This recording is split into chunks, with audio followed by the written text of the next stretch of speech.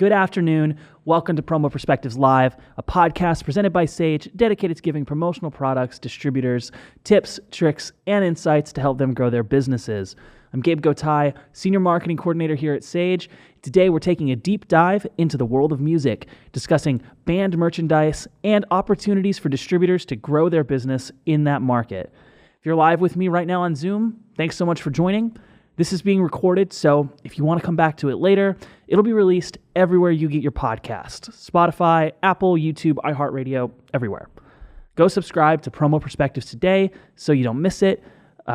This episode is going to come out next Wednesday, next week, the first Wednesday of August, and we're going to be putting out even more episodes on this topic every week for the whole month. So if you're listening to the podcast version now and you'd like to register to join us on the next live stream, head to go.sageworld.com/podcast. Today's episode is brought to you by Sage Academy.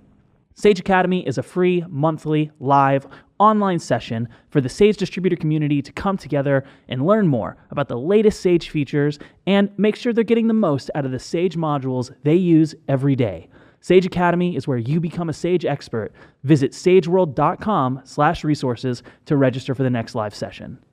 All right, before we get started, a couple of venue rules. No moshing or stage diving in the Zoom chat, but chatting is encouraged. So share your stories as we go along, talk about your favorite band merch. To kick us off, I've got a question for you. Go ahead, drop your answer in the chat. What was the first concert that you ever attended? I have been so excited to talk about this topic on the podcast. If anybody here is a regular listener, you know that I am rarely the expert. When we talk about things like decoration methods or environmental responsibility, I always bring on thought leaders from all around the industry.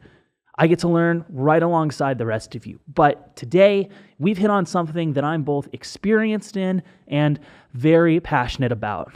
And in case my long hair and general demeanor didn't give it away, I am a huge fan of live music. In my free time, I play guitar in a cover band here in Dallas. We play 90s and 2000s rock covers, which, believe it or not, are actually classic rock songs now. And beyond just that, we've recorded an album, and we sold t-shirts, stickers, and CDs. I spent a year running the marketing for a local concert venue, working closely with the bands to promote their shows, many of those promotions centering around their merch. And beyond my semi-pro and professional experience with live music, I have seen literally hundreds of bands play on all kinds of stages, from tiny living rooms to theaters to sold-out arenas. And of course, I love band merch. For many of us, it's not just about expanding our wardrobe. It's a badge of honor. It's a calling card to other fans that says, I was there. I heard those musicians in real life. I can't count how many times I've ended up having conversations with total strangers and swapping stories, all because of a shirt I was wearing or a sticker on my water bottle or a patch on my jacket. A lot of the time, the person I'm talking to, they don't even recognize the band's logo. They just thought it was a cool design and they had something nice to say about it. And I think that says a lot about the kind of artistry that goes into this particular subset of branded merch. I don't know about y'all, but if someone's going to compliment me on a shirt that I'm wearing that shirt at least once a week. So, why does this matter to you? Why should you, a respected promotional products distributor, listen to some hippie-looking guy talk for 30 minutes about his favorite bandanas? Well, the live entertainment industry is massive and growing, and at that pace, promotional products distributors have abundant opportunities to do some very profitable business. The band merch industry was $14 billion last year. The history of band merch has a lot to teach us about how to approach that market, from understanding the business side of it to the artist personalities. So today, we're going to take a look at the history, see how we got to where we are, and see where those $14 billion are coming from and where it's going. And we're also going to talk about a few ways to find the right products and how to break into the market.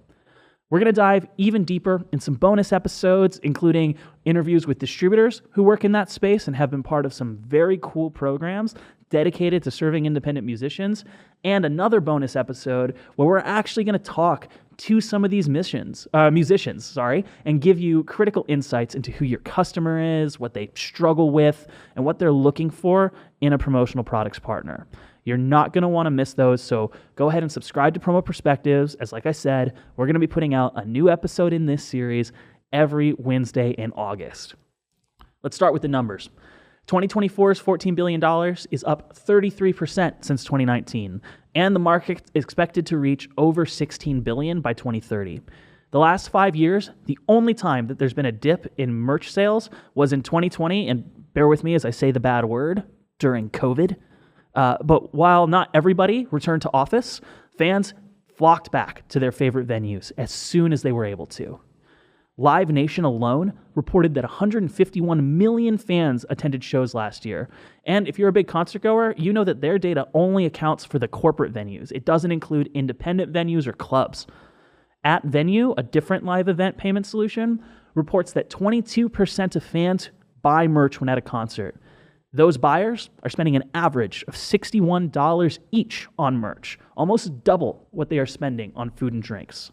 That average represents a range of buying behaviors, from those who spent only a couple of bucks on stickers to superfans who walked out with vinyl records and multiple t-shirts. Breaking it down even further, let's look at some of the stats about the merchandise itself. We'll dig deeper into some of the products that you can consider later in the show, but here's the big picture. T-shirts, hats, and pullover hoodies are, in that order, the top 3 selling items by a wide margin, with shirts accounting for over half of all band merch sales. Can you guess what color the vast majority of those t-shirts were by over half? It's black, and you probably know that if you've bought any band shirts. It's by a wide margin. The second highest is white at only 11%. Black is a color that looks good on everyone. It goes with everything. It's less likely to fade with washing. Of course, the downside is that my closet is now about 90% black t-shirts, which makes it kind of hard to vary my day-to-day style. Let's talk about genre. Popularity of music does not necessarily reflect the popularity of merch. Country music had the highest number of shows in 2024, but was among the genres with the lowest total percentage of attendees purchasing merch at only 18%. On the other hand, K-pop leads the industry in the average dollar per head, the highest average attendance, highest percentage of fans purchasing merchandise. The industry and genre stats are a great way to get some top-down perspective when understanding the artist stats is critical when doing business with them as a distributor. Did you know that an artist makes as much profit from one t-shirt as they do from 12,000 streams of one of their songs?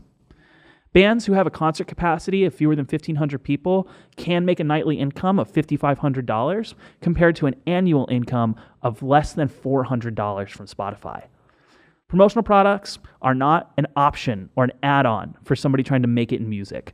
They are necessary. More than that, they need to present various products to their audience. 41% of artists have at least 15 unique items for sale, though 61% of those sales will come from the big 3, shirts, hats, and hoodies. Hopefully, that gives you some insight into just how much business there is being done in this industry. I challenge you to look up local concerts in your area, including smaller venues. You might be surprised just how many of them there are. This is all being done at these shows. I'm going to take an opportunity to make a quick plug. Those were some stats. We love some good stats around here, and a lot of that came from a fantastic deep dive guide written by Sage's very own Betty Anderson. It's available on our website, on our resources page. Highly recommend you check that out. The link in the follow-up email to this episode will include that guide, and you can find a whole series of deep dives by going to the education resources page, and they cover topics from all different industries, all from the perspective of selling them promotional products. So if you're looking to expand your business into some other markets, that's where you're going to want to go. So, covered some stats. Later, I'm going to give you some practical examples on how to ingratiate yourself into this world. But before all that, I want to take it back to the beginning. I believe that with a fundamental understanding of the history of band merch, that's going to make you the best equipped you can be to enter the market today. So now that we've shown you where you can find the source of this presentation, let's go see what specifically is driving the numbers, the fans. Music taste can be the source of a strong sense of identity for people. People identify as a fan. I'm a fan of Dinosaur Jr. I am a fan of the Grateful Dead. I am a fan of the Pixies. Think of the world of sports, from the days of the Romans to the days of the Cowboys. Fandom has always appealed to a sense of belonging and escapism. It's core to being a human. You've heard the stories, I'm sure, of Beatles fans passing out from screaming at their concerts. Think about the Swifties. The Eras Tour was the highest grossing tour ever, bringing in over $2 billion. It dominated social media because of the power of her fans. They're a fandom that's so powerful they even infiltrated the NFL. And she is just the most recent in the world of live entertainment juggernauts whose fandoms dominated the public consciousness. Each decade has seen somebody like Swift, Adele, Beyonce, Nirvana, Michael Jackson, Pink Floyd. But all of it, at least in the mainstream American media, goes back to Elvis Presley. Much of the older generation at the time hated both the music Elvis played and what he represented. His dance moves were indecent. He was playing African-American influenced music in the Jim Crow South. But that hate only spurred on the younger generation who adored Elvis. He was the king of rock and roll. He transcended boundaries, and he made a profound impact on popular culture. Elvis's manager, Colonel Tom Parker, recognized the power of his client's image, and he capitalized on the polarization, seeing the opportunity. He made Elvis buttons for people on both sides of the fence. I hate Elvis. I love Elvis. After the initial success of those buttons, Parker made a deal with Special Products, Inc. to promote the brand even further, expanding their offerings to over 30 products, including shirts, jeans, sneakers, buckles, bandanas, flags, even Elvis Presley RCA Victrolas, little portable record players. So even back then, at the beginning of the band merch industry, variety was one of the keys to success. By the end of the 50s, Elvis was reported to have grossed over $22 million through merchandise sales. While some would argue that Elvis was the first to do many of the things in the modern world of pop music, the Beatles would come soon after to do a lot of those same things bigger and better. Record keeping was a little hazy in that point in the Beatles' history, but we do know that in 1963, their manager handed the merchandising arm over to Nick Byrne, who leased out the band's branding and likenesses to various companies for 10% cut of the profits. By 1964, factories were churning out Beatles bubblegum, musical instruments, dolls, dresses, wigs, and hairbrushes. Now, those of you really paying close attention might have noticed a conspicuous absence of a particular product. Let's take a brief detour into the history of the most popular band merch item and one of the most popular promotional products overall, the t-shirt. I know, bear with me. I like history. You've got to like it too. The t-shirt has utilitarian origins. The shirt was part of the U.S. Navy uniform during the Spanish-American War, served as a middle layer, allowing sailors to remove their dress layer for manual labor. It's easily cleaned, cheaply manufactured, and so by the end of World War II, it was common for men and boys to wear t-shirts as part of their daily dress. The July 1942 issue of Life magazine featured a man wearing a t-shirt with a graphic for the Air Corps Gunnery School. Marlon Brando was seen wearing one in 1950's A Streetcar Named Desire. And in 1960, the first rotatable multicolor garment screen printing machine was developed. While initially it was manufactured to print on bowling shirts, the t-shirt, it turns out, is ideal for screen printing. So it became a canvas, it became a billboard, and it became a protest sign. Stanley Mouse was an influential counterculture artist who designed album covers for many of the psychedelic bands living in his part of California at that time. In the mid-60s, he started a business called The Monster Company, which used a 4-color silk screening process to create a line of t-shirts featuring these bands' art. In '66, Mouse and fellow artist Alton Kelly created a t-shirt design for a band that lived right across the street from them in San Francisco's iconic Haight-Ashbury district, the Grateful Dead. I know that there's at least one other Deadhead in the audience right now. I saw you in the chat. But if you don't know, they are one of the best examples of a band successfully utilizing merchandise. The Dead, like Elvis, can attribute a lot of their success to their role in the counterculture. The full history of how they came to become known as icons of the underground world is too long and a little inappropriate for this particular podcast, but to be short, in the middle of the 60s, they were filling rooms like the Fillmore Auditorium, where they played for free, and they encouraged their fans to record bootlegs of every show. From a business perspective, it seems a little counterintuitive to forego charging for tickets or to encourage piracy instead of recording and selling records, but whatever they lost in royalties, they gained back in profits from t-shirts, posters, and other products from which they kept all of the revenue. Instead of conforming to the established standards of the time, the Dead created a new marketplace, literally. Shakedown Street is what Deadheads and other fans of that kind of jam band scene commonly call the flea market-like expanse of tents that appears in parking lots surrounding the Dead shows, Fish shows, and other similar kind of bands. And, all the other bands that would follow in those footsteps. This flea market is where fans could buy and sell, among some other things, black market band merchandise. This community of tailgating partygoers established a culture that forever associated live music with t-shirts. And of course, there was and will always be bootleg merchandise. It's also just part of the culture. The image of a concert is almost incomplete without someone in the parking lot selling a misspelled version or off-center version of the band's shirt. But as we saw earlier, enough concert attendees purchase enough official merchandise to account for most of the performers' income. Even today, nearly 30 years after the passing of the frontman Jerry Garcia, surviving members of the Dead still tour. They just finished a residency at the Sphere in Las Vegas, which is an experience I really regret missing out on. And according to Variety, between 2015 and 2020, the Dead were still selling $70 million in merchandise annually. And merch can be a great investment for the buyer. The first Grateful Dead shirt would eventually set the record for the most expensive rock and roll memorabilia ever sold at auction, bringing in at the time over $17,000 for the one shirt. Stanley Mouse, the designer of that shirt, established, among many other things, the importance of a band's unique aesthetic. Mouse's father was an animator at Disney, no relation to Mickey, so far as I was able to find out, who worked on projects like Snow White. And I would argue that some bands have developed branding that's just as strong as the House of Mouse.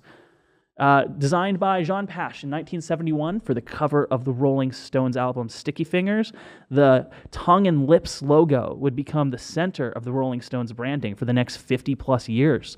To this day, you can find it on t-shirts and posters all around the world. In 2003, VH1 named it the best album cover ever, not just because of its artistic merit, but because of how widespread the image has become in pop culture. According to Adweek, Pache received only 50 pounds sterling for that design. And for those of you that feel that's an injustice, no, he got a 200-pound bonus, so definitely worth it, right?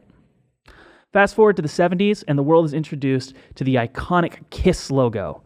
Like many great works of art, there's been some some debate over the origins of the design, but it's been settled that founding member Ace Frehley was the original designer. And undeniably, that logo has become as essential to the band's branding as the KISS makeup and the Gene Simmons tongue. Their official fan club, the KISS Army, was reported to have at its peak earned $5,000 daily from memberships, which included licensed merchandise featuring that logo. And that's just from their fan club.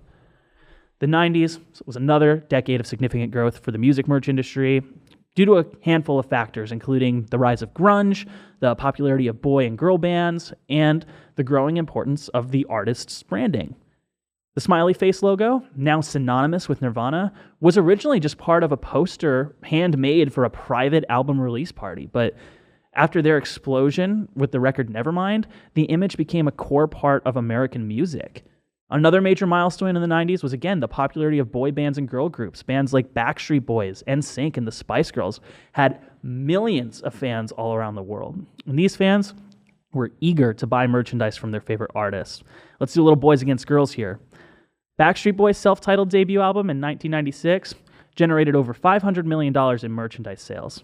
The Spice Girls' debut album that same year generated over $1 billion. The technological advances of the 90s and 2000s would accelerate the growth of band merch. The development of new technologies like digital printing and sublimation printing made producing high-quality merchandise more efficient and cost-effective than ever. But most importantly, the rise of the internet made it easier for fans to purchase merchandise from their favorite artists. Today, countless companies specialize in helping bands set up online merchandise sales. The launch of iTunes in 2000, it made it even easier for fans to purchase and download music, which led to a decline in physical music sales and created new opportunities for merch to pick up that slack in a band's living. And the rise of digital streaming platforms like Spotify and Pandora only compounded that trend. Then there was the birth and growth of social media platforms like Facebook and Twitter, Instagram. Social media made it easier for artists to connect with their fans and promote their merchandise. And then the rising popularity of online retailers like Amazon and eBay made purchasing merchandise from anywhere in the world easier for fans than it had ever been.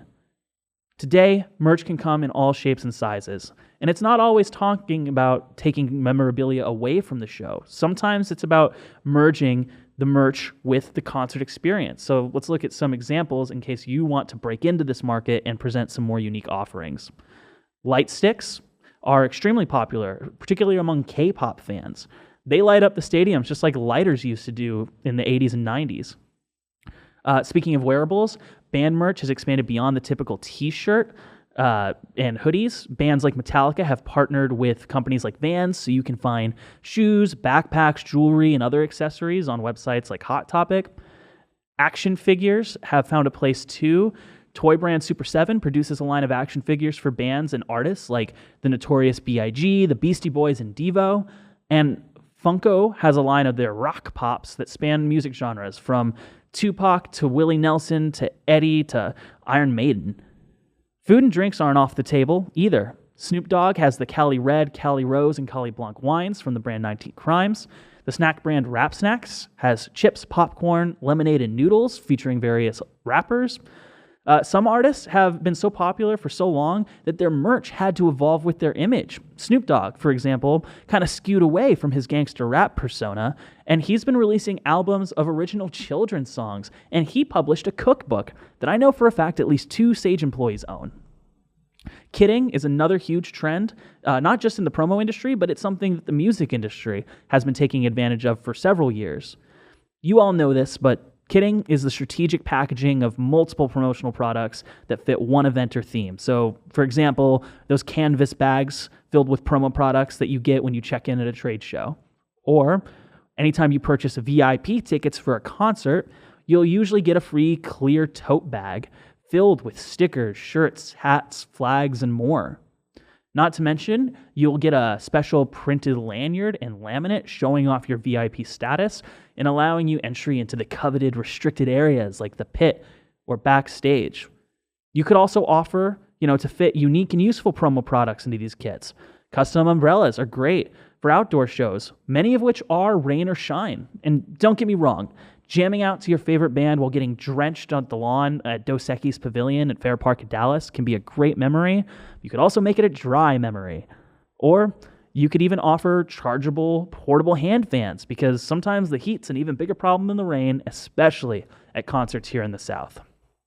All right, we've talked stats, we've talked history, and we've talked product mix, but we haven't really talked about how. How exactly, you might be wondering, am I supposed to break into this market for myself? Beyonce and Taylor Swift probably haven't been returning your calls, but don't take it personally.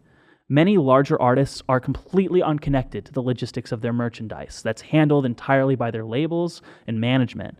And often the relationship between those labels and management and their preferred suppliers, distributors, and decorators are pretty firmly entrenched.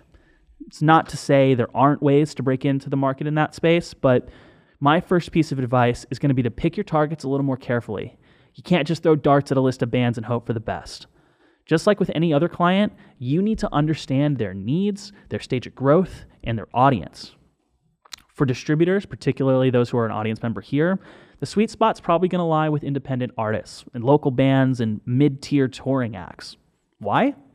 Because they don't often have that massive infrastructure of a label behind them handling their merch. They're usually managing it themselves or with a very small team, and they are looking for reliable partners who understand their world. So how do you find them? Scout local venues. Hit up local concert halls, clubs, and even coffee shops that host live music. Look at their calendars. Who's playing regularly? Who's drawing a crowd? These are your potential clients, and don't just look at the headliners. Pay attention to the opening acts. They're often even hungrier for good merch support. Make sure you're checking out social media and the streaming platforms. Artists, especially independent ones, live on platforms like Bandcamp, Instagram, TikTok, and Spotify.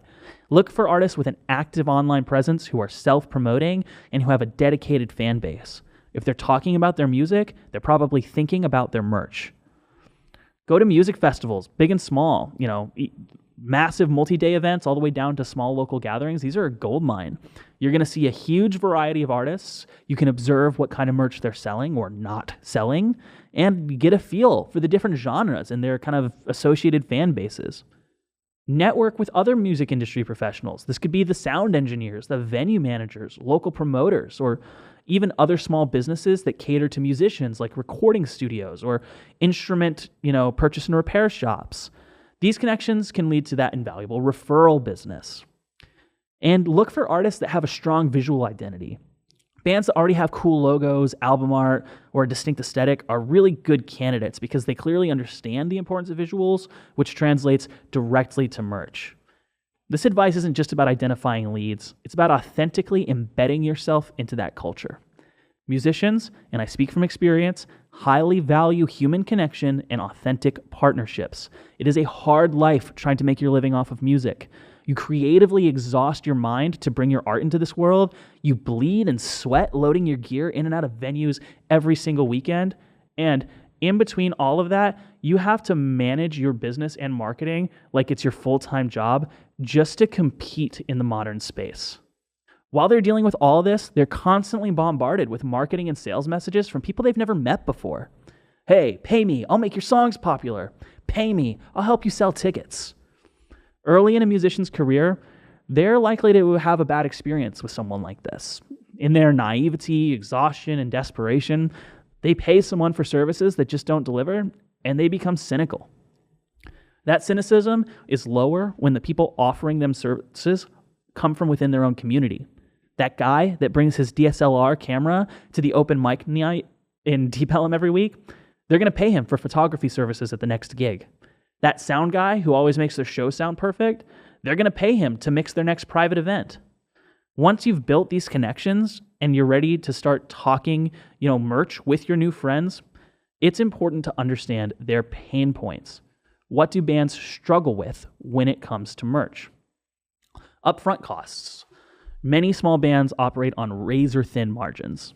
Can you offer them low minimums, work on a consignment model, or maybe help them with pre-order campaigns?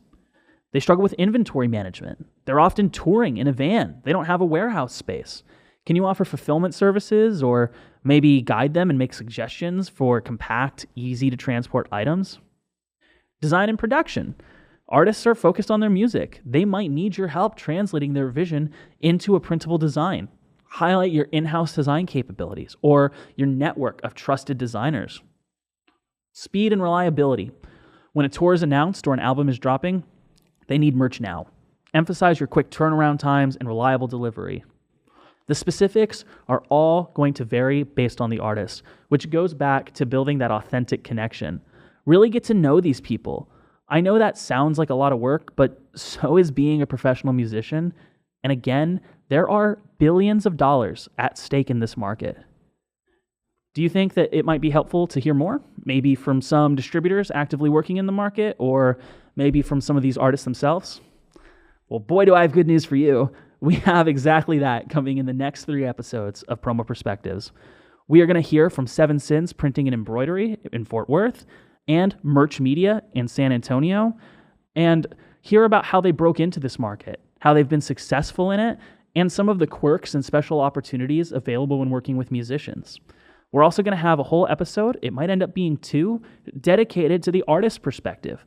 I have 4 different DFW-based musicians sit down and tell me all about what merch means to them, culturally, as a marketing tool, and as a primary driver of their income. These people are your potential customers, so you're not going to want to miss out on that. So subscribe to Promo Perspectives on YouTube, Spotify, or anywhere else you get your podcasts. And visit go.sageworld.com/podcast to join me on the next live stream on August 27th, where we're going to shift gears a little bit and talk about AI in promo. So thanks for joining me. We'll see you on the next one, and have a great afternoon.